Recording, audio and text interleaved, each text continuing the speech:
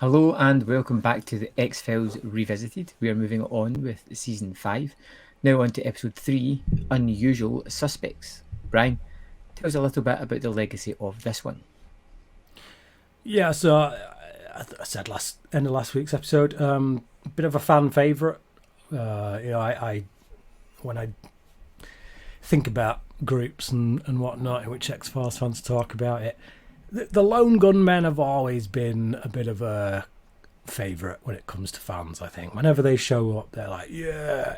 I think the Lone Gunmen are those characters that you have to be a genuine fan of the show, really, to fully appreciate them. If you're a casual viewer, they might pop up in an episode you happen to be watching, and you'll be like, I don't necessarily know who these guys are. Yet the X-Files fan that sat with you will be like, yeah, Lone Gunman. So the fact that they finally get an episode to themselves, it was something special, I think, for fans. It's written by Vince Gillian, obviously, who so far has a pretty decent track record. We know where he'll go as well. So it's all pointing to a very good episode. And it's also a bit of a precursor to the Lone Gunmen TV series. It's right. Essentially kind of like a blueprint to see whether it could work, I think. I think at this point, Carter was probably thinking, Lone Gunmen as a series, how would that work? And let's see if they can carry an episode first. And if so, then maybe down the line, very shortly, we shall do a series. But whether or not it works is what we are here to discuss, of course. Absolutely. So do you care to hazard a guess as to where this sits amongst the 217 episodes on IMDb? Yes, I would. I'm going to go for 38. 38. I can tell you, it's actually 54. 54, right. I thought with the Lone Gunman it would be higher amongst the fans who are voting for it. I did, to be honest. I genuinely did. So when I went to look for this rating, for where it was ranked, I honestly thought it would be sitting somewhere in the 30s. So now 54 ain't to be sneezed at. That's still like the top quarter of episodes as far as ratings go. That's like, this is probably, for the most part, considered a 5-star episode amongst the majority of fans in order to get it into that place. Let's see how it sits with me and thee. So, we open up in 1989. And which seems even further back watching it now. But we open up on a SWAT team, and they basically, the SWAT team rushes this warehouse, and the Lone Gunmen are there. And so is a butt-naked Mulder shouting, "They're here! They're here!" So, intrigue. Oh, indeed. I think it's a fantastic opening, because the Lone Gunmen are kind of seen as almost comedic relief a little bit. They pop up, they've got the Three Stooges shtick going on, the verbal sparring.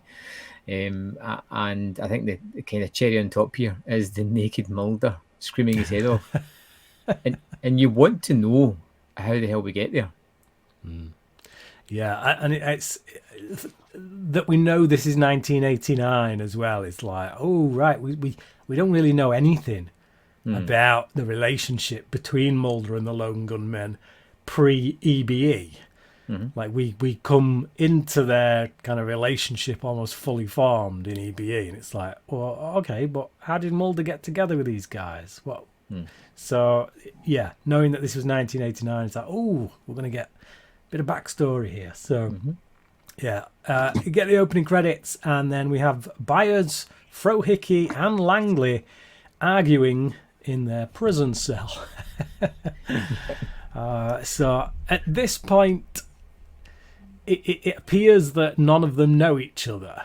I mean, we learn fairly early on that Frohickey and Langley do actually know each other, but wouldn't exactly describe themselves as the best of friends. No, it definitely comes across. At first, you think it's kind of playful banter, but it becomes quite apparent that it's little jabs. You know, they kind of don't know each other. They don't like each other. Yeah, absolutely. So I think it's very clear just from this immediate kind of scene that Byers is the one who is very sensible, a bit more methodical, a bit more kind of down to earth, and Yes. down to earth in a stick up his ass kind of way. Yeah. As in the kind of person that you could probably trust more than the other two. Mm-hmm. So Definitely.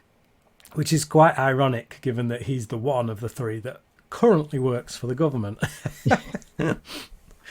So Byers is interrogated by Detective Munch. Now, does this mean anything to you? No? Should Right. it? It should. So Detective Munch, this guy, right, Mm-hmm. is playing the very same Detective Munch that he played in, was it Law and Order or Homicide: Life in the Street? One of those big cop and Law and Order type shows. Right. I think it was Law and Order. Don't quote me on it, but I think it was Law and Order where this was his character on that show. Right. Okay. And it became a bit of an in-joke thing with various television shows to give Detective Munch a cameo in various shows. So he has appeared in multiple shows as Detective Munch. So yeah, it was funny seeing him pop up here in the X-Files as Detective Munch. Which I personally had no idea who he was. I thought when you started talking there, he was from a previous episode. Right, no. So it's just a funny in joke because it now makes people go, "Oh, does that mean Law and Order Is part of the X. It's part of the X-Files universe, like the XCU." But yeah, so Byers, it turns out, worked for the FCC. Which makes sense, doesn't it? Bizarrely, yes, it does. We see him at his desk. They're at this kind of convention thing where all these geeks are, and this attractive woman comes up to his kiosk. Seems really shifty. He's giving off all these red flags. 100%. And then like kind of darts off to one side, and then Byers is just kind of seriously like, "I think I'm in love," and just I know what women like. Stalkers. I'll follow her. That's the way to win her heart. Mm-hmm. So Byers gets his best stalker on. Yep. And follows the woman, who runs into Frohickey selling electronics, and the competition next door to Frohickey, Langley, also selling electronics. So, whether this reputation is deserved, Frohickey seems to give the impression that Langley has the impression that anything he builds or makes kind of breaks or goes wrong or is cheap or whatever. Anyway, the two have a bit of sparring kind of competition. This woman could... she doesn't care, but I love how they just keep going narc whenever they see the other guy. It's all the time, just simply because he's wearing a suit and has like a sort of fixed haircut, just narc. Yeah, he basically looks like a government agent. Yeah, he looks like a budget version of Mulder. Yeah. I could see him, like, if he didn't get this role, assassinating somebody in another episode and fading into the background. Yeah. Like Sanderson in the episode Blood. Yeah, just taking shots off the top of a tower or something. So yeah, she's not impressed with these two guys, so she just carries on walking and leaves them kind of arguing amongst themselves. Yeah. She bumps into Byers, Yes. who hands back her picture. All her stuff just happens to fall out of a bag, including a picture of a little girl, which Byers hands back to her. He stops her leaving, saying she looks like she could use some help. And if ever there was a guy who needed the word sucker painted on his forehead, it's this guy, right? Yeah, it's so obvious this woman should not be trusted. It's you can almost see the cogs turning, and she's like, does that that Puss in Boots look? Yes. And he's just like, oh, I'm going to be the saviour of the day here. Mm-hmm. Yeah, he's just reeling him in. So basically, so we cut from there to the two of them sat in this kind of cafe, and she's given a sob story about her ex and how he's like a really bad guy who worked for the Defence Advanced Research Projects Agency, DARPA, whatever that is. So yeah. So it makes it sound like she's in trouble and this guy's hunting her down. Yeah. And she's desperately trying to find her child. This guy's got her daughter and boo-hoo and all that. So, yeah, Byers goes online to help her look into the ARPANET or ARPANET. Well, while she's at this coffee meeting, she gives her name as Honey. Honey. Yeah. Because she looks down at the... Yeah, she looks down at the sugar, and he's even smart enough to realise and go, oh, I like the sugar. Yeah. But just not put two and two together. Oh, my God. Oh, man. It's just... The thing is, I feel like Byers is one of those guys that you knew at school who was a total geek. He was really intelligent, knew everything there was to know about computers, but the moment a girl batted their eyelids at him, he would just crumble because a girl has actually talked to him. And it's like... Yeah. So, yeah. And when I say the geeks that we know, I mean us, basically. Yeah. That's good. Although I didn't know jack about computers, so I was a real lost case at school. It's still geeks, Brian. You know? Yeah. So you're a 40-year-old with a podcast, you see. Yeah. Right. Swiftly moving on. Byers checks the ARPANET, which is like an in-house kind of internet system. Yeah. Well, he borrows his friend's computer. He comes back into it and a little bit later on, doesn't he?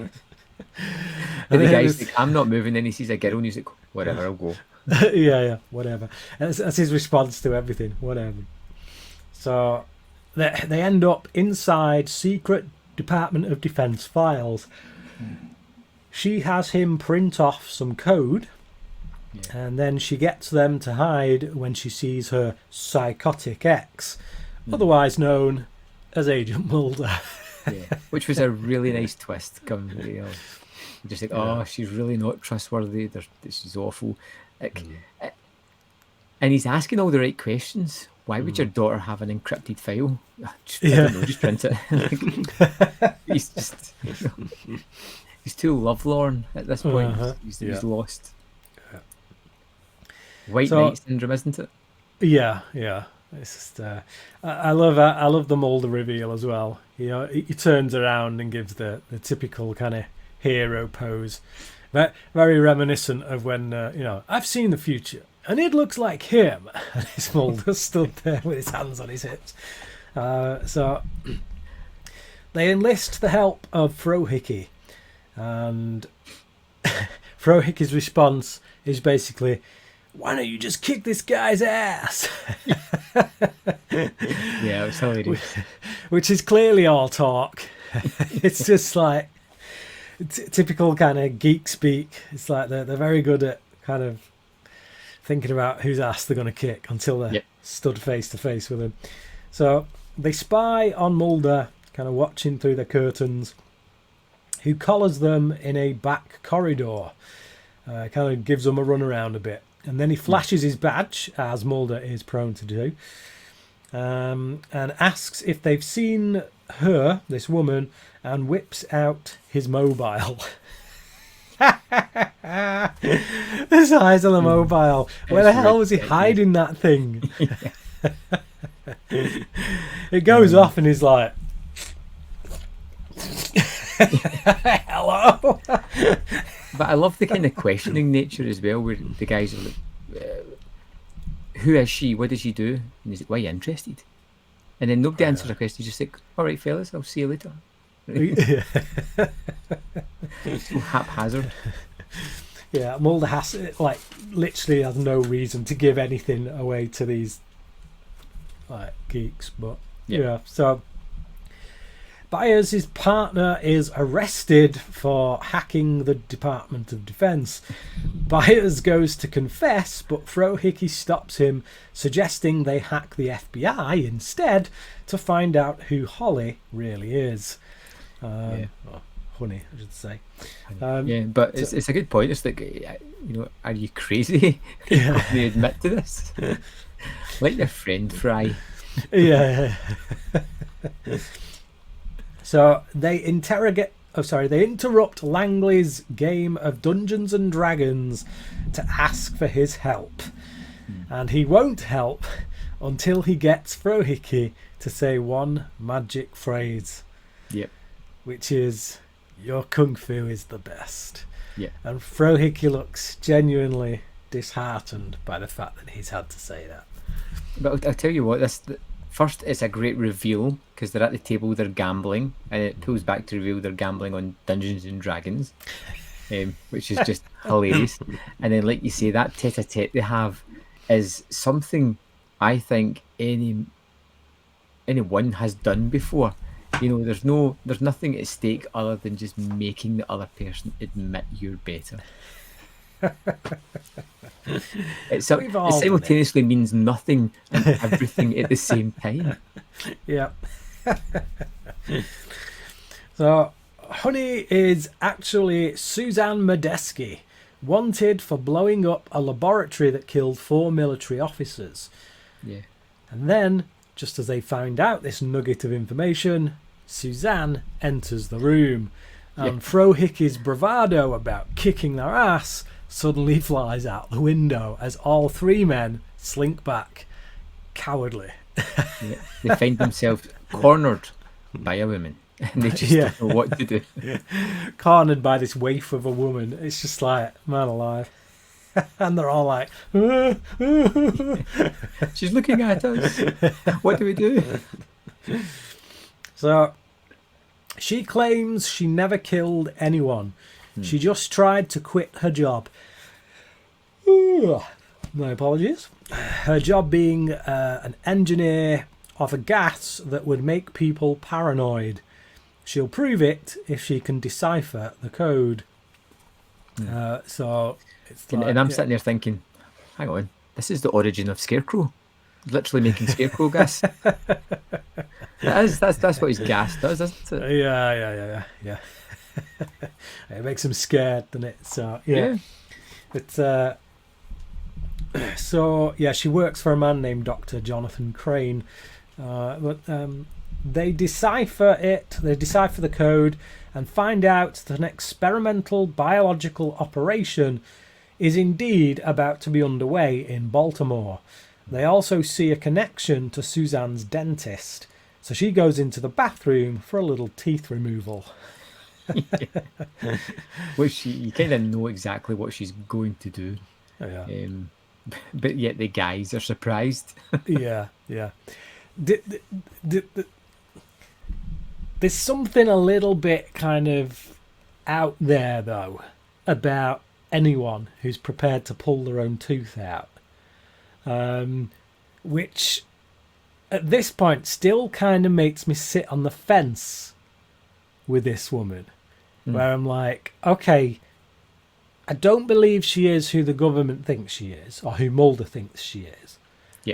But I'm not entirely sure she's still who she says she is, because let's face it, she's not together all there. She's willing to go into a bathroom stall and yank her teeth out with a pair of pliers. So this is the sequence from when she comes in the room to here, where I stop thinking obvious red flags. Yeah. The woman that's the kind of antagonist of the piece, and start to go, well, I'm a little bit dubious now about her motivations.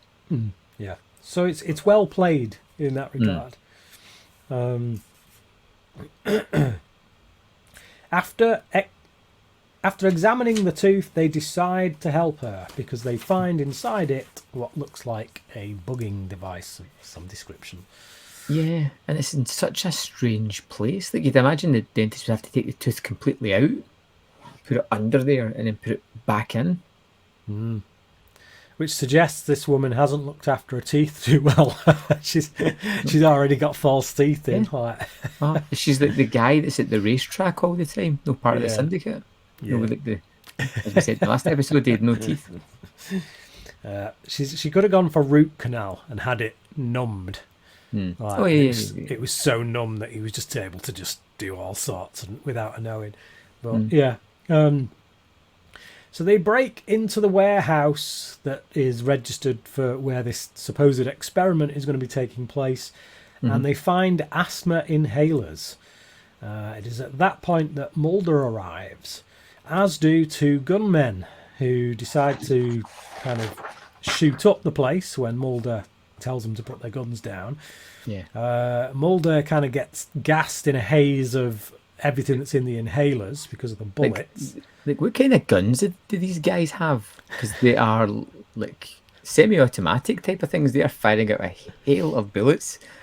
You know, it's like tearing the. I mean, I love it. It looks ridiculous. It's a bit overkill, isn't it? Considering these guys are like government assassins. They normally, what we've seen from past experiences, they tend to go in with like silencers on and stuff. You know, it's like how they're just like and missing with about 300 bullets. Everyone. That's why they've got machine guns, you see. These aren't professional assassins. These are just like asshats. So they've had to give them machine guns so they can at least stand a chance. But just apparently it doesn't do them too well. Yeah. Yep. Do your best, boys. Have at it. So these two gunmen get shot by Suzanne, who saves Mulder before doing a runner. And then who should show up to sanitize the place but X? What a welcome surprise. Terrific. I thought it was great to see him again. Yeah. Really glad to see him come back. And it's not just a quick moment. He's there for a few minutes, and it's terrific. Yeah. And it's bizarre to think that the lone gunmen actually met X long before Mulder ever did. Yep. Yeah. Although it did throw me at first when I saw X, you're like, but you're dead, and then you go, oh yeah, this is 1989. Oh, hang on a minute. Damn, is it lone gunmen met him before? So then so you start missing what they're talking about because you're too busy doing these like somersaults in your head as to timeline stuff. But yeah. So Byers tries to stand up to X, but X intimidates them all before inspiring the name of the lone gunmen themselves. Yeah. So I thought this sequence was excellent and so darkly funny. Like there's a man being zipped up in the body bag and he's like, I'm alive. And they're just like, zip. It's still there, like patting on the bag as it's going. It's so funny. And then it's just the fact that these three guys are just standing there and nobody cares. You know, they're just running about getting rid of these bodies. They're pretty much just killing a guy. And they're not even batting an eyelid. And X is just like, no bag. Yeah. It's not even, nobody's going to believe these guys about anything. Don't even bother with them. I thought it was an excellent sequence. It firmly puts X in the cigarette smoking man camp, though, when it comes to because like this is the kind of thing we've seen Cancer Man do, where he's so like blasé about getting rid of bodies, even though the people that he's talking about, he stood over them and they're still alive. It's like and they do that with Mulder. Like he looks down at him and he's like, leave this man alone. Yeah. Thing is, does he get him to leave him alone because he's already got him in his sights, or is it because Cancer Man says you don't touch Mulder, or is it because Deep Throat is kind of his higher up and said don't touch Mulder? So it's like, I love how, yeah, the motivations are like, yeah. So, there's a nice little moment where I can't remember what the quote is that X uses, but he basically talks about the lone gunman and, you know, that killed Kennedy, and, you know, he said, I heard it was a lone gunman, that was it, and then instantly, you know, that's where they get their name from. So we go back to the present day, well, not present day so much, but kind of the prison cell anyway. Yes. Oh, good grief. The present day of the past. Munch hasn't bought any of it. So basically Byers finishes up his story and Munch is all like, yeah. And then he basically just flat says, what a load of bollocks. This is all complete BS. It's like, so, yeah, they take him back to the cell. They all wake up in the cell and Langley and Frohickey blame Suzanne, but Byers defends her, saying she opened his eyes. Yeah. And it's at that point that Munch lets them go because Mulder came to and verified as much as their story as he could. Yeah. But so Byers has kind of, this is his turning point in life. Yes. You kind of feel like Langley and Frohickey are already there, but they don't have the direction. They're kind of rudderless. Yeah. And I feel like Byers becomes their rudder. Yeah. It's that. It's the kind of leader come referee. Yeah. Like I never feel like there is a leader in the lone gunmen. I feel like they're all of equal kind of stature. Oh yeah. But if Byers wasn't there, the other two would not be working together. No, they would not. So even if they'd gone through this adventure they've just gone through, but without Byers, I don't think that. I think it's taken getting a man who's had to have this shift from one perspective to another in such a dramatic way to have kind of foisted them into this world of lone gunmenning. So they're being processed when they hear that Mulder's car, stolen by Suzanne, has been found at the train station. But they think that's a decoy and that she's actually heading to the Baltimore Guardian to go public. So off they go. And they catch her coming out of the paper, and she says they didn't believe her, which kind of makes sense. And she said, no matter how paranoid you are, you're not paranoid enough. And it's at that point that X shows up, snatches her away, and boom, off she goes. Now, here's something I really love about this scene. If we'd have seen this scene prior to season 5, we'd be like, yeah, she's dead. She's done for. Having come off the back of the Redux 2-parter, in which we've been opened up to this possibility that all the alien stuff is nonsense and that actually it's conspiracy designed to create these people, these wackos that will drum up hysteria. You could very well believe that Suzanne Medeski was waiting at that paper for these guys to show up, and when they saw them, out she came. She gives a little speech. No matter how paranoid you are, you're not paranoid enough. And oh look, just as X shows up and whisks her away, she gets a payment and off she goes back onto her next job. Like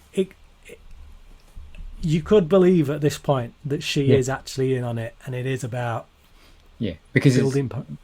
The scene is kind of clunky. You know, the fact that they get there and spot her on the busy street, the fact that she walks away like 4 or 5 meters and gets grabbed into a car, because I was thinking this is ridiculous. Like, really is. And then the fact that they just do it in the middle of daylight, nobody bats an eyelid other than the lone gunman. And it's just, I do think, like, if this scene had played prior to the previous 2 episodes, I'd be thinking, well, that's a bit weird, and 2, she's dead, and not seeing her again. But because it's just come straight off the back of them, I'm like, oh, now I'm not sure about her.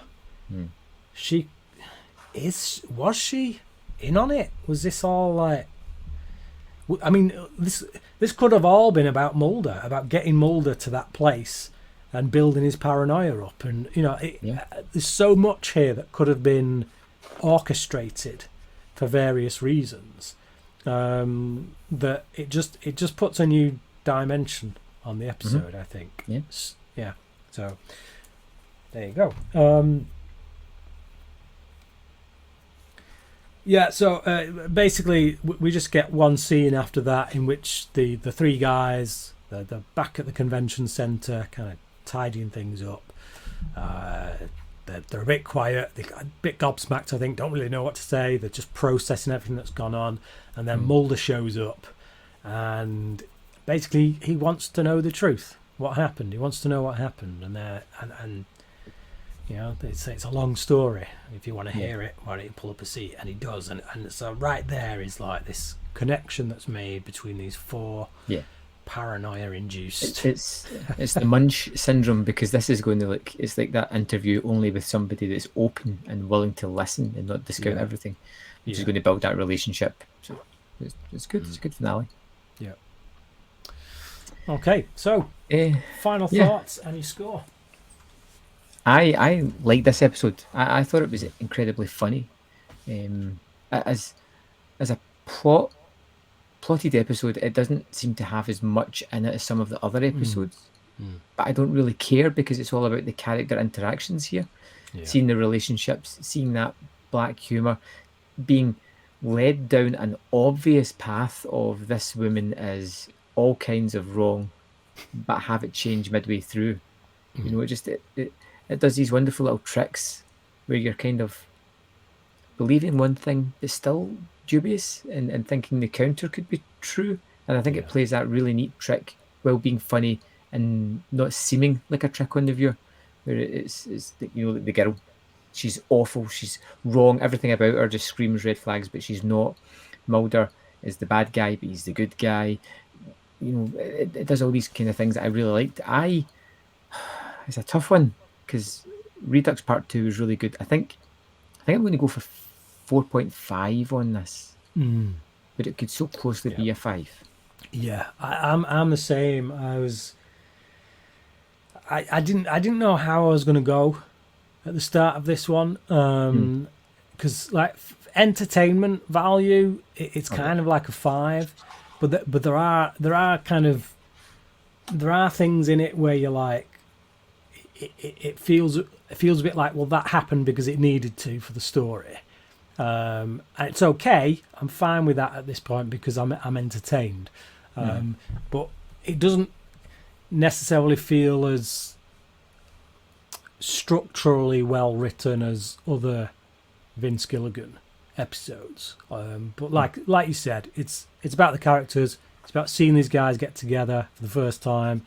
And how they meet Mulder, and just throwing X into the mix is just a bonus, really. It's not icing on the cake. So yeah, 4.5 for me as well.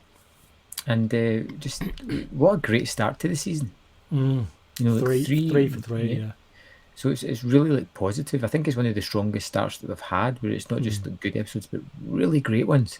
Yeah. Which makes me quite excited for this season. So tell me a little bit about episode 4, Detour. I've always loved Detour. Right. I think it's a really great episode. I've not seen it for quite a while, but it's got a lot of humour in it. It's a Monster of the Week episode. Great. And the monster itself is actually a serious one. It's not. I'm trying to think of a comparison. So, like the humour doesn't come out of obvious gags. Like I don't think I'm explaining myself too well. It's funny, but it's also quite a dark one in many respects. But I like it mostly because it gets Mulder and Scully together in a fairly isolated location, which means there's a lot of banter between the two, a lot of kind of tit for tat kind of stuff, and it's got a pretty visually interesting monster of the week as well. I don't want to give too much away. Yeah. So. That sounds good. There's one note I've got here that I didn't talk about. I just want to touch on. Go on. Briefly about this episode. We've just did a 3-parter where there's been so much things happening to our characters, whether it be cancer, whether it be we've seen the cigarette man shot, and going from that episode into them just back on their adventure would have been so unusual. It would be clunky. Using this as a bridging episode to give us a little bit of distance is a great idea. Yeah. You know, just let's take things a step back and then we'll jump back into the world of Mulder and Scully next week. Absolutely. Terrific. Yeah. Good catch. Yeah, so fantastic. Join us next week when we talk about Detour and see if we can keep this streak going, which I am excited and hope it's going to keep going that way because wonderfully. It makes me excited to talk about the X-Files, you know, when you're hitting this run of great titles and great episodes. So if you're watching on the YouTube channel, hit the like button. If you are on a podcast, do a review. It would be fantastic for us. Rate us 5 stars. It really helps other people discover us. And we'll see you next week for Detour. Thanks for watching.